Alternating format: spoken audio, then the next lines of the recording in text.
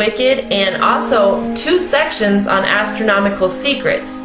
Now when you get into the 3rd section, which is the astronomical book, it deals with the sun, the moon, the lunar year, the seasons, things like that.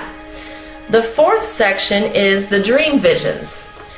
It says it has the fall of the angels and the demoralization of mankind, Israel in the desert, the giving of the law, and the entrance into Canaan, the 2 kingdoms of Israel and Judah to the destruction of Jerusalem, first period of the angelic rulers, from the destruction of Jerusalem to the return from captivity, the last assault of the Gentiles on the Jews, the New Jerusalem, the conversion of the surviving Gentiles, the resurrection of the righteous, the Messiah, and then Enoch awakes and weeps.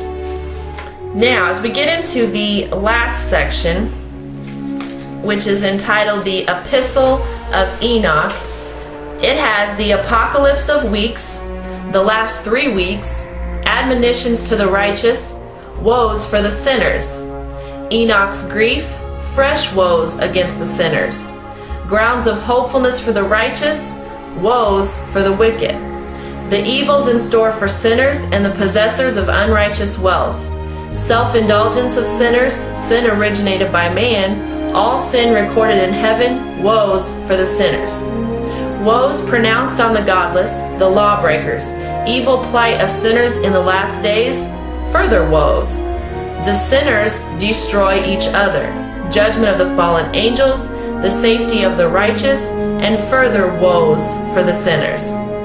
Exhortation to the fear of God. All nature fears him, but not the sinners. Terrors of the day of judgment. The adverse fortunes of the righteous on the earth. Different destinies of the righteous and the sinners, and fresh objections of the sinners. Assurance given to the righteous, admonitions to sinners, and the falsifiers of the words of uprightness. God and the Messiah to dwell with men. So we can see this book of Enoch.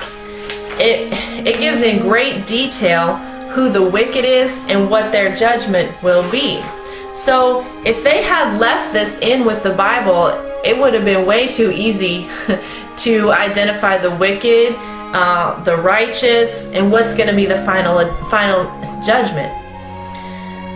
Okay, so we know they took books out, and they've written books about this. They've posted information. Like I said, I got all this right off the Wikipedia. The thing about it is, they don't expect anybody to go outside their religion. They don't expect them to research past what their preachers and their pastors tell them. But the thing about it is, it's imperative that we do, because that way we know we have the truth, and we know we're calling on the right name of the Most High. I also found information that when the Jewish Masoretes changed the text, they set up another God as the true God, and they have pretty much the entire world calling on that God. Now, as a Jehovah's Witness, I was taught that Yahweh, or Yah, the shortened version, is the Hebrew name of the Most High, and that it's Jehovah in English.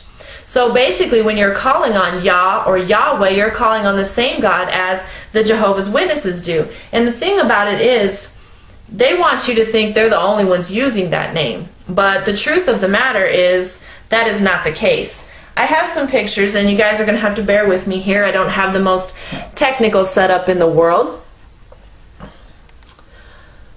But I found these pictures, and they show that the Jehovah's Witnesses are not the only ones that are using this name. I had tried to print these pictures off, but for some reason they didn't come out clear enough to see. So I'm just going to try to zoom in, and you can see the Tetragrammaton there. And this is in Milan, Italy. It's a ceiling. It says down here, anonymous 18th century painter. It's a ceiling displaying a Tetragrammaton, and I would assume it's probably Roman Catholic. I know it's not a Jehovah's Witness place. It says of the St. Agatha's St. Homobonus, and St. Angelo Church in Milan, Italy. So there's a picture of the Roman Catholics calling on that name. I'm not going to pull up all of these pictures because it would take a long time. Here's a picture of the Basilica.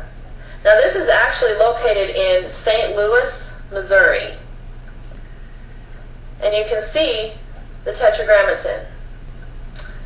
It says this is the exterior of the Basilica of St. Louis, King of France, or the Old Cathedral. And like I said, it's located in downtown St. Louis. It says it's down by the arch. This is a stained glass window, and as you can see, it has the Tetragrammaton inside the sun. It says it's a stained glass window in the church in the field, and it's located in Somerset, England, United Kingdom. Now this, you can see the Tetragrammaton there in the clouds, and this is actually a 17th century mystical design. Now I looked up a little bit of information on this, and it's actually from a secret society that has been associated with the Freemasons. Now, if you know anything about the Masons, they are a secret society. They're pretty much evil. They have a lot of occult rituals. They have different levels to their order. And there is a level that is entitled the Order of Jehovah. Now, when a person reaches this level, this is the necklace that they receive. I'm going to try to zoom in. And in the middle is the Tetragrammaton. Now, you have to think about it like this. These Freemasons, okay, they do occult rituals. They're calling, they have a lot of money and power in this world, and they're calling on that name, Jehovah. And one last one I was going to show you here. This is not the Tetragrammaton. This actually has the full name, Jehovah, which is just English for Yahweh. There's a false image of Christ. And it says this is at the Roman Catholic Church in Olten, Switzerland. So, as you can see, it's not just the Jehovah's Witnesses that are calling on that name. Now, I want to show you something else. This is in the Strong's Concordance under Yahweh, or YHWH, and it's, if you want to look it up yourself, it's H3068. Now, it says YHWH, which is pronounced Yahweh, it says Jehovah. Then it says it's the Jewish national name of God. It says to compare H3050, and that says Yah, Y-A-H, contracted for 3068, which was Yahweh. It says also to compare 3069, which says that Yahweh is pronounced by Jews as H430. Now, when you go over here to 430, it says Elohim. So, the Jewish people pronounce Yahweh as Elohim. Now,